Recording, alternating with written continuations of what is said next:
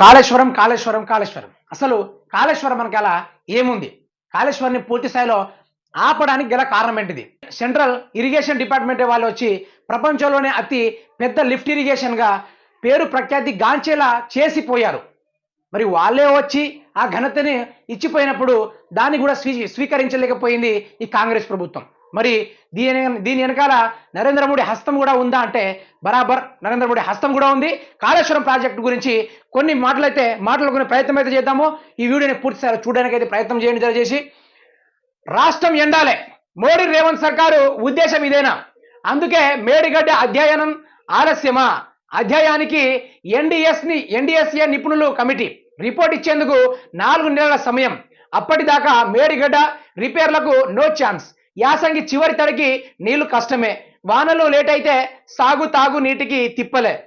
ఎత్తుపోసుకునే అవకాశం ఉన్న నీళ్లను దిగువకు వదిలేస్తున్న కాంగ్రెస్ సర్కారు ఇప్పటికే రాష్ట్రంలో సాగునీటికి కటకట. గీతం ముచ్చట మాట్లాడదాం. 10 సంవత్సరాల కింద ఏదైతే సోనియా గాంధీ పాలన, ఇందిరమ్మ గాంధీ పాలన ఏదైతే ఉందో ఆ రోజుల్లో తెలంగాణ రాష్ట్ర ప్రజలకు నీళ్లు తాగడానికి కానీ పంట సాగు చేసుకోవడానికి కానీ సుక్క నీళ్లు లేని పరిస్థితి. అదే విధంగా చేస్తున్నారా కాంగ్రెస్ వాళ్ళు, ఇటు బీజేపీ వాళ్ళు అదే తనతోటి ముందుకు సాగుతున్నారా? ఎలక్షన్ పనిలో కాళేశ్వరాన్ని బలి చేసి రైతాంగం వారిని ఊరి కంబాలు ఎందుకు ఎక్కిస్తున్నారని ఇదే విధంగా తెలంగాణ యావత్ రాష్ట్రం ప్రశ్నిస్తుంది. అదే ముచ్చట గురించి మాట్లాడుకుంటే ఇక ఈ ముచ్చట చూడండి. కొన్ని రాజకీయ కారణాలు, ఎన్నికల్లో కొన్ని ఓట్ల కోసం చేస్తున్న కూటీల ప్రయత్నాలు రాష్ట్ర ప్రజల రైతుల బతుకులను ఆగం చేసేలా కనిపిస్తున్నాయి. మేడిగడ్డ లోపాలపై అధ్యయనం జరపాలని, కారణాలు తేల్చి వెంటనే రిపేర్లు మొదలుపెట్టాలని కాంగ్రెస్ సర్కారు గద్దెనెక్కిన నాటి నుంచి డిమాండ్లు వస్తున్నాయి. కానీ దానిపై సర్కారు స్పందించని తీరు నెత్తల నడక మాదిరిగానే ఉంది. 2 సార్లు మేడిగడ్డ వెళ్లి రాజకీయం చేయడం మీద పెట్టిన శ్రద్ధ దాన్ని రిపేర్ చేయడం మీద, రైతులకు నీళ్ళు ఇవ్వడం మీద పెట్టలేదనే విమర్శలు వస్తున్నాయి. అయినా సరే సర్కారు రాజకీయాలే మాట్లాడుతుంది తప్ప రాబోయే ముప్పును తప్పించే ఆలోచన చేయడం లేదు. ఇదంతా చూస్తే దురుద్దేశపూర్వకంగానే ఇలా చేస్తున్నారన్న అనుమానాలు కలుగుతున్నాయి. ఇంకా అనుమానం ఏంది? పూర్తి స్థాయిలో మేడిగడ్డ రోజు కూలిపోయి నేలి కారిపోతా ఉంటే ఇక 2 సార్లు రాజకీయాలు చేయడానికైతే ఈ ప్రభుత్వానికి టైం ఉంది, ఆ ఆలోచన కూడా ఉంది. కానీ రాబోయే రోజుల్లో వచ్చే ముప్పుని గురించి మాట్లాడతలేరు. ఈ పార్టీకే నల్గొండ డిస్టిక్లో కావచ్చు, హైదరాబాద్లో ఉన్న బస్తీలో కావచ్చు, తాగునీళ్ళకు కానీ సాగునీళ్ళకు కానీ నీళ్లు లేని పరిస్థితి ఈ రోజైతే. మరి దాని గురించి రాష్ట్ర ప్రభుత్వం ఏమైనా పట్టించుకుంటుందా అంటే మెల్లగా ఏది నత్త నడిచిన నడకలాగా వాళ్ళు పనితంతు ఈ విధంగా ఉంది. వారిపైన విచారణ జరిపి కాళేశ్వరం ప్రాజెక్ట్ రిపేర్ చేస్తారని చెప్పిన ఇప్పటికీ దానిపైన కట్టుడు కాదు. కానీ దాని పూర్తి స్థాయిలో కింద తూములన్నీ తీసేసి నీళ్లు వృధాగా వదిలేస్తున్న పరిస్థితి రోజైతే. అదే నీళ్లు నల్గొండలో ఇవ్వడానికి కూడా శాతం కావడం లేదు ఈ ప్రభుత్వానికి. ఏదైతే నీటిపారుదల శాఖ ఉత్తమ్ కుమార్ రెడ్డి ఆయన ఎత్తిపోతలకే 60 లక్షల కోట్లు ఖర్చు అవుతాయంటే ఏదైనా ముచ్చట్లా అండి? వినడానికి ఏదైనా ఉందా అనుకోవాలి ఎత్తిపోతలకి. మరి ఆ ఎత్తిపోతలకి ఏదైనా కేసీఆర్ ఆ రోజైనా ఏమైనా మాట్లాడా ఇన్ని వేల కోట్ల ఖర్చు రూపాయలు అవుతుందని? మాట్లాడేది కదా. తెలంగాణ రాష్ట్ర ప్రజలకు ఒకటి చెప్తున్నాను. తెలంగాణ రాష్ట్రంలో బీహార్ నుంచి చాలా మంది ప్రజలు వలస వచ్చి మరి తెలంగాణ రాష్ట్రంలో కాయ కష్టం చేసుకుని బ్రతుకుతున్నారు. ఎక్కడి నుంచి? బీహార్ రాష్ట్రం నుంచి, అదే హర్యానా నుంచి, అటు చుట్టుపక్కల ఉన్న ఒడిస్సా నుంచి, ఆడ నుంచి తరలి రాజస్థాన్ వాళ్ళందరూ వచ్చి ఈడుకొచ్చి మార్వాడి షాపులు లేకుంటే పెద్ద ఎలక్ట్రికల్ షాపులు, అదే ఒడిస్సా వాళ్ళు కానీ బీహార్ వాళ్ళు వచ్చి పెద్ద మిల్లులో వచ్చి పని చేసుకుంటున్నారు. దానికి కారణం ఏంటిది?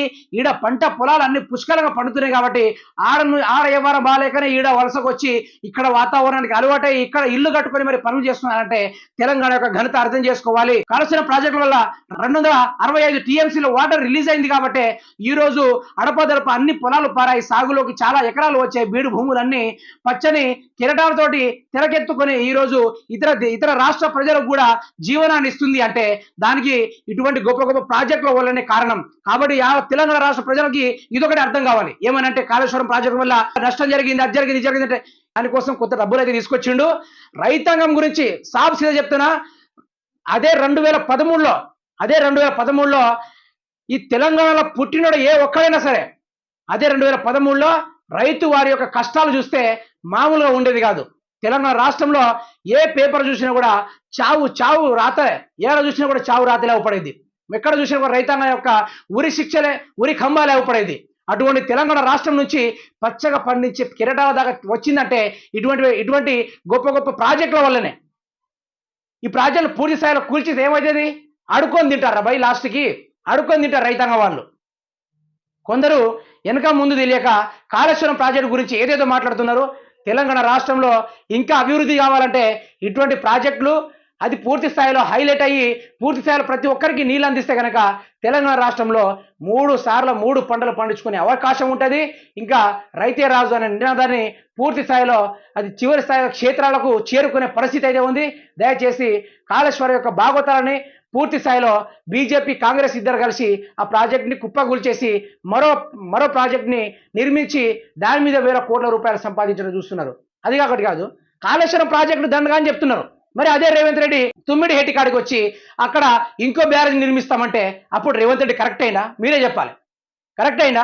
అప్పుడు ఎవడబ్బా సొమ్మని కడతాను ఆడ తీసుకొచ్చి మనీ ఎన్ని వేల కోట్ల రూపాయలు తీసుకొచ్చి ఆడ పెట్టుబడులు పెట్టి ఆ నీళ్ళు ఎవరికి ఇచ్చిండ్రా లాస్ట్కు మనమే కదా మనం క్వశ్చన్ చేసుకునేది. ఉన్న ప్రాజెక్ట్ని చక్కదిద్దుకోవడం రావట్లేదు కానీ కొత్త ప్రాజెక్ట్ కడతాడట. ఒక్కటి తెలియాలి, బరాబర్ చెప్తున్నా, అర్థం ఉన్నోళ్ళకి తెలియాలి. తుమ్మిడి హెట్టి కాడ ప్రాజెక్ట్ కడితే కింద ఉన్న అన్నారం బ్యారేజీలు మిగతా ఏదైతే బ్యారేజీలు ఉన్నాయో ఆ బ్యారేజీలకు పూర్తి స్థాయిలో నీళ్లు రాదు. తెలంగాణ ప్రజలకి మీ చుట్టుపక్కల చూస్తున్న కెనాలు ఏవైతే ఉన్నాయో ఆ కెనాల కూడా నీళ్లు రాదు. ఎందుకంటే ఆడ వంపు సొంపులకు ఆగే తగువ లేదు. ఆ ప్రాజెక్టు కట్టినా కూడా పూర్తి స్థాయిలో కొట్టుకోబోతుంది. కాబట్టి కాంగ్రెస్ పార్టీ బీజేపీ పార్టీ చేసే భాగవతాలు తెలంగాణ రాష్ట్ర ప్రజలకి తెలియాలి, ప్రతి ఒక్క రైతాంగం వారికి తెలియాలి. ఆనాడు కాలాలు ఏ విధంగా ఉన్నాయి, ఈనాడు కాలాలు ఏ విధంగా ఉన్నాయి. పొలాల్లోనే నీళ్ళు వస్తున్నాయి. చాలా స్థాయిలో మోటార్లు లేకుండా కూడా చాలా మంది బీడు భూములు పారించుకుంటున్నారా లేదా? మరి గంత వచ్చినప్పుడు కాళేశ్వరం ద్వారా ఏదో తల్లిపాలు దాగి రొమ్ముల మీద ఉన్నట్టు చేయదు కథంతా. కాళేశ్వరం ప్రతి ఒక్కరికి నీళ్ళు అందించింది. అది రైతాంగం వారికి తెలుసు. రైతాంగం వారికి తెలుసు. ఎవరైతే పండిస్తున్నారో ఆ కాలం చూసి ఈ కాలం దాకా ఎవరైతే ఉన్నారో వారికి ఏ విధమైన మార్పులు జరిగాయో వారికి తెలుసు. అనవసరమైన మాటలు మాట్లాడే వారికి ఇది తెలియదు. వారికి ఎంత చెప్పినా కూడా అర్థం కాదు. కాబట్టి తెలంగాణ రాష్ట్ర ప్రజలారా, ఎలక్షన్ల కోసం పూర్తి స్థాయిలో కాళేశ్వరం ప్రాజెక్టు ముచ్చటనే గత 3 నెలల నుంచి మాట్లాడుతుంది ప్రభుత్వము. ఆ ఎలక్షన్ల గురించే 3 నెలల గురించి మాట్లాడే ముచ్చటను వదిలిపెట్టేస్తే ఈ పార్టీకి ఈ కాళేశ్వరం ప్రాజెక్టు అయిపోవా ఎప్పుడో అయిపోవు.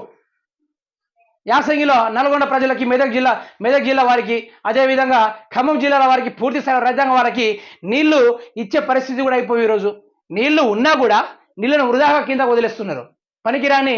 పనికిరాని అడవుల్లో వదిలేస్తున్నారు నీళ్ళని. ఇది తెలంగాణ రాష్ట్ర ప్రజలకి అర్థం కావాలి.